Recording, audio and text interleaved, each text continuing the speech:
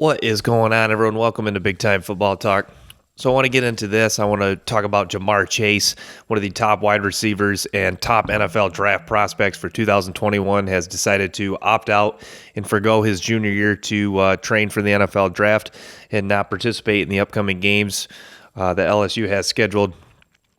This comes as a shock to me because I thought Jamar Chase was one of the top prospects that was going to play, and selfishly I was hoping that Chase would play because, Micah Parsons, Rashad Bateman and Chase arguably, kind of in the discussion as the best wide receivers in the country. I was hoping that Jamar Chase would have played, so he could at least see likely the top wide receiver play. But, at Bama, you got Jalen Waddle, Devontae Smith, who guys are in that conversation too. But Jamar Chase, such a talented guy, one of the rare talents, and just an incredible season statistically last year for LSU.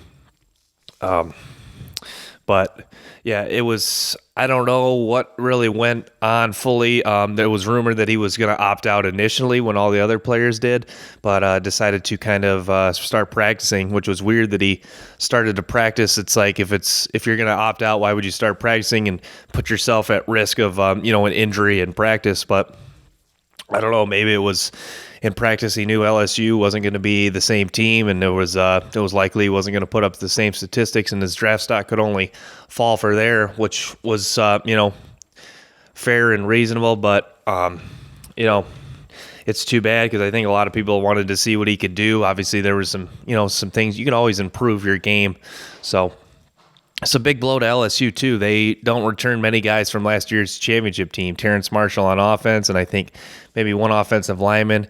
If you look to the defensive side of the ball, Derek Stingley, Tyler Shelvin, Logan, and Jacoby Stevens. There's just a few amount of names that were, key pieces to last year's LSU title run. So, but, yeah, Jamar Chase, that really is, college football, you just don't want to lose too many key names because, the more and more you lose, it's kind of like less hype for the season. But Jamar Chase, it's the college football is not as much of a star, shining league as the NFL. The NFL really promotes, the star quarterbacks. People want to watch Patrick Mahomes and the Chiefs play.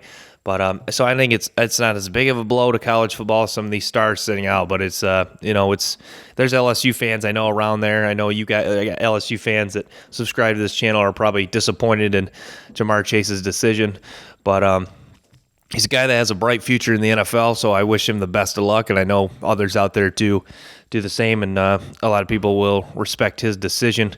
So, but yeah, it's too bad for me. I was hoping to, see what he could do as a junior. It's always interesting to see how a guy does, when everything's going well. Last year everything was kind of in play. You had a great offensive line.